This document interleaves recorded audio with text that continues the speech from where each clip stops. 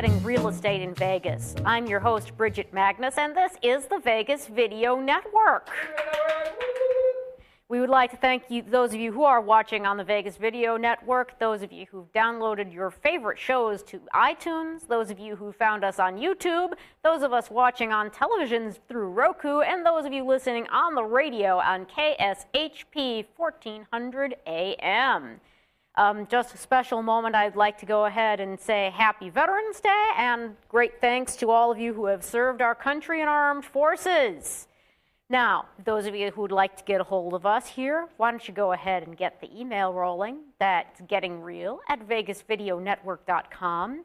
Prefer to call us on the phone? Well, we can do that too. That's 866-966-4599 to reach our toll-free listener hotline.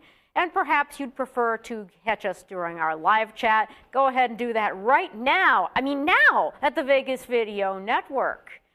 All right. We've got a terrific show, so let's start off by telling you what's going on in Las Vegas real estate right now with the Friday figures. All right, all of this data is from our local MLS system as of this morning. We had under 13,000 available properties, 12,917 available. Median price on a single-family home was $138,000. Median on a condo was $55,000, and median price on a townhome $80,000.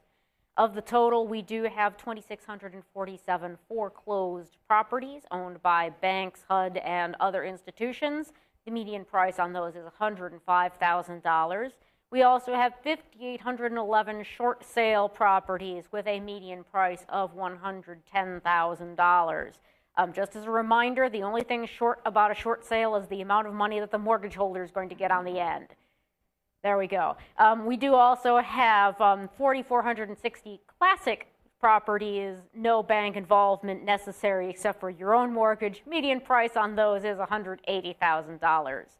In the last 30 days, we've closed 3,990 properties.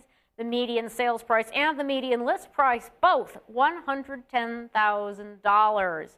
That's good news, folks.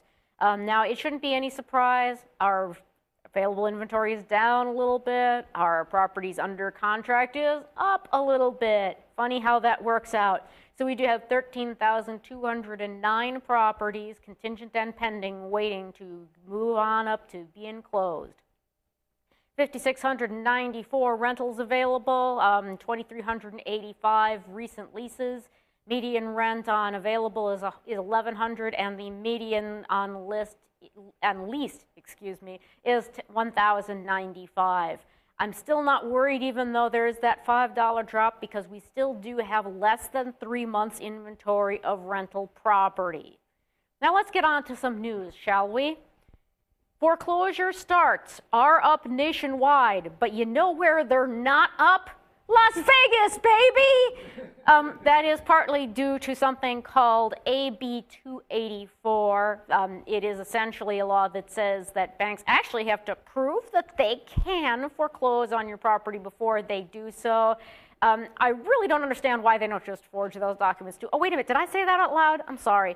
Let's see. 30-year fixed rate mortgage is down to 3.99%. But the funny thing about that is that most people are choosing the 15-year mortgage, which of course pays off faster and builds equity faster. The foreclosure fraud settlement is back from the dead, and I'm going to tell you why you should be calling all of your Congress critters here in a few minutes. So then, I'd just like to start off by saying that the New York Times has so much disdain for the settlement that they published an article said, letting banks off easy. Look it up. You can find it easily on Google. It's amazing. And it is just the short version of everything that is wrong with this settlement. In fact, the biggest thing that they wanted to focus on is that banks are going to be reducing balances on underwater mortgages by a total of maybe $20 billion. Now, that is billion with a B. Do you have any idea how much underwater our collective mortgages are in this nation? No idea whatsoever? How about 700 billion with a B? Yeah. So yeah, 20 billion is like spitting on a forest fire here. It's not going to help. And so that's only one of several reasons why this foreclosure fraud settlement is laughable at best. Now, they are also going to contribute $5 billion in cash to be distributed among the many, many people who have lost their homes. Just to give you an idea, in the last 4 years, that's 100,000 homes in Las Vegas alone. Yeah, 100,000 in Las Vegas alone, so think about what that means for the whole country. It means that these people who've been put out of their home might get as much as $2,000 if they fill out the right paperwork and remember to spell absolutely everything correctly. You know how that goes. Don't spend that check until it clears your bank. The other problems with this, and don't get me wrong, they are really too many to get into in great detail. But the first thing is we're going to hold the banks blameless for all of the things they did to get us into this mess, including, make no mistake about this, fraud. Not only did they mislead you, the homeowner, they misled all of the investors that they sold your loan to. That's more fraud. Then when they went to foreclose on your house, they had to forge a bunch of documents. That's what robo-signing was all about. So we've got 3 frauds for every 1 foreclosure. And this settlement that the Obama administration is pushing pretty healthily wants to say, oh, let bygones be bygones. Let's just start with a clean slate, and you guys just promise never to do that again. Bad bank. Don't do that anymore. So no, not only does it not deal with that fraud, it does not deal with issues of clouded title due to the Mortgage Electronic Registry System. That's MERS. It is currently being essentially sued by both the state of Delaware and several counties in Florida. There are several court cases that basically say, what? You can't do that. The entire purpose of MERS, as far as I am concerned, is to circumvent local law in every county of this nation, which requires that the transfer of these mortgages be recorded at your county recorder's office, and that they darn well fork over 10 or 20 or however many dollars to do this. Oh, that costs money, Bridget. Yeah, you know what? That's money that could be maintaining parks and roads in your neighborhood. So, yeah, I'm a little passionate about that. So sorry. So let's see, not to say nothing of because of all of the robo-signing. When they turn around, the banks sell all of these foreclosed homes, there is the risk that those may have what is called clouded title. That years from now, when these people buying these foreclosures turn around to sell them, they may all of a sudden discover that, oh, wait, there's something wrong, and I have to pay off some guy that owned the house 20 years ago before I can sell this. I'm using an extreme example, people, but I'm afraid that the entire foreclosure fraud scenario is extreme. More things that it does not fix. It does not fix all of the lawsuits by those investors who bought your mortgage and mine, who are now realizing that they weren't what they paid for. So all of those lawsuits still have to play out. It does not deal with the fact that some of these too big to fail banks actually have failed. It's just that we're pretending that they actually have enough money to pay their bills. It does not deal with the fact that we still have let's see, in Nevada alone, we have some 10% of loans that are 30 to 90 days delinquent, and another 17% of loans that are more than 90 days delinquent. So 27% of those, this foreclosure fraud settlement does not do a thing to fix that. It does not do a thing to fix the fact that we have an abnormal amount of bank-owned homes on the market, and furthermore, an unknown number of homes that will be bank-owned that need to be on the market in order to get sold.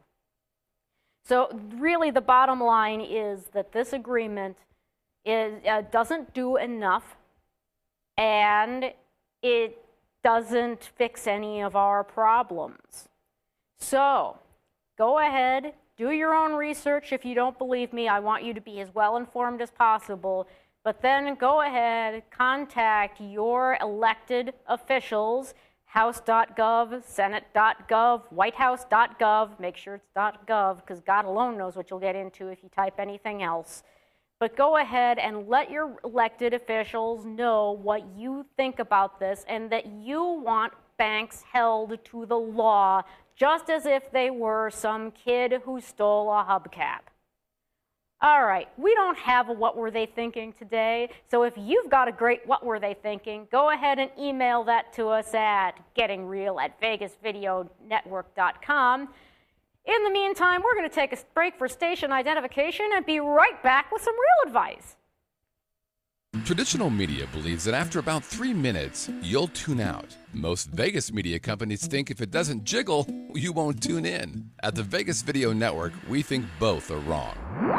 The Vegas Video Network is the first and only live online broadcast network that specializes in insider news and expert views about Vegas. We combine great storytelling with the ability to watch when and where you want on your computer, mobile device, or television. Discover the real Las Vegas. Visit vegasvideonetwork.com.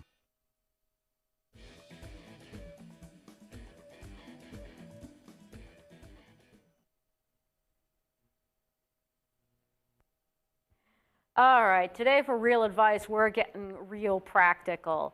As I'm sure you know, here in Vegas, depending on whose figures you like to use, we've got 40 to 50% of our homes being purchased with cash. But after that, the most popular form of financing has got to be FHA.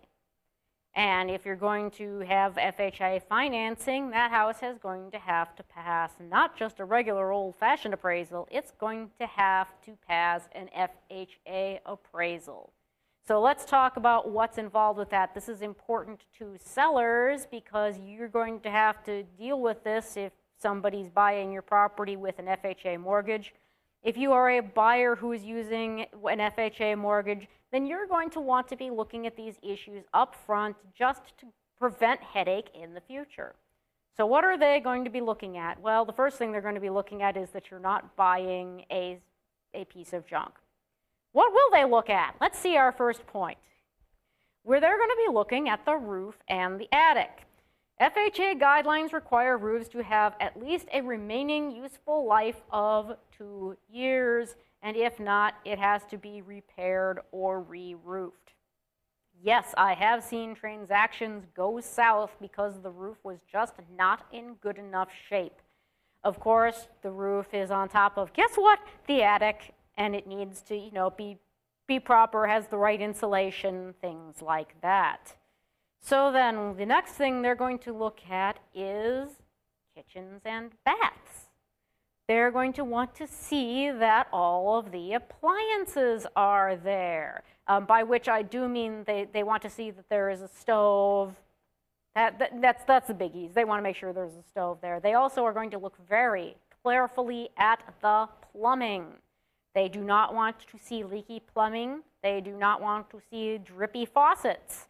They do not, absolutely do not want to see standing water. This is another one that the FHA will make the seller fix prior to close if there is a problem.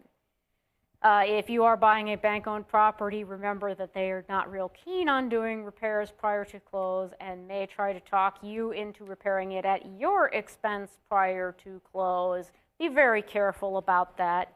The next thing they're going to look at is basements and crawl spaces. What do you think they're looking for in the basement and crawl spaces? Dead bodies? No, they're looking for water. They are also going to be looking for signs of pest infestation, such as termites. I know they're not a big deal here in Las Vegas, but some areas of the country do have terrible problems with what are called wood-destroying organisms, and the FHA wants the property to be free of those.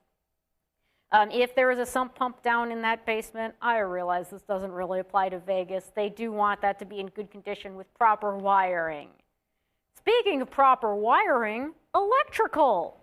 Yeah, they actually want to make sure that you've got a breaker box or a fuse panel that's in good condition, minimum of 60 amps. Let's see, a knob and tube electrical wiring is permitted with 60 amp service. For those of you who are not in the know, that is an extremely old form of electrical wiring, and well, you're going to have a hard time getting homeowners insurance if you've got that anyway, so you might want to pass if you know it does have knob and tube. Let's see, homes operating primarily on electricity with electric heat should have at least 200 amps. So if you don't have gas heat, you don't have oil heat, whatever, take a real good look at that breaker panel before you write your offer. As for heating, yeah, you got to have heat. Now, don't get me wrong. I realize that I'm sitting here in Las Vegas where it does get up to 117 in the middle of summer. Surprisingly, a working air conditioner is not required by the FHA, but a working heater for all livable spaces is. So if you've converted that attic into a spare bedroom for like Greg and the Brady Bunch, Greg had better have some freaking heat up there. And, I don't mean a little space heater off in the corner. That's just not going to work. Oh, by the way, there's a standard for minimum heat. That thing has to get the room up to 50 degrees. Yeah, I know, it's 60 degrees out there in Vegas right now, and it feels like about 40, but that is what it is. There are some other rules, and the biggest one is safety. Yeah, this is the one that I most often see get deals into hot water. Make sure that handrails are secure. If there's broken glass, it's just going to have to be fixed. This is one that is very picky. They do not care what year the house was built. There had better be a smoke detector outside of every bedroom. Now, this one's cheap to fix, so really no excuses, but I want you to be aware that that's the rule. Now, there is another kind of mortgage that does also have similar strict guidelines, but it is only available to our veterans. Happy 11/11. Yes, that is absolutely true. We're talking about VA. And don't get me wrong, the VA is going to hold you to almost all of those standards. There are some quirks in the rules. There are some little quirks about what you can make the veteran pay for versus what he cannot pay for. Mostly, I just wanted to get it into your head that if you are planning on buying with a VA mortgage, or you're planning on selling to someone who has a VA mortgage, you are going to have to meet some strict criteria about the condition of that property over and above what you would have to meet if you were selling to someone with a conventional mortgage. And that does bring us to the end of what I've got today. I would like to thank everybody for tuning in on this terrific Veterans Day, Armistice Day. Whatever you'd like to celebrate, I'll celebrate with you, and blessings upon all of our veterans, of course. Let's see, if you've got a question, problem, or suggestion, remember that's Getting Real at VegasVideoNetwork.com. Those of you who are verbally inclined, pick up the telephone and call 866-966-4599. Live chat is going down for the night, but again, be sure to download all your favorite episodes of this and all our great programming on YouTube. Have a safe weekend, and I will see you next week.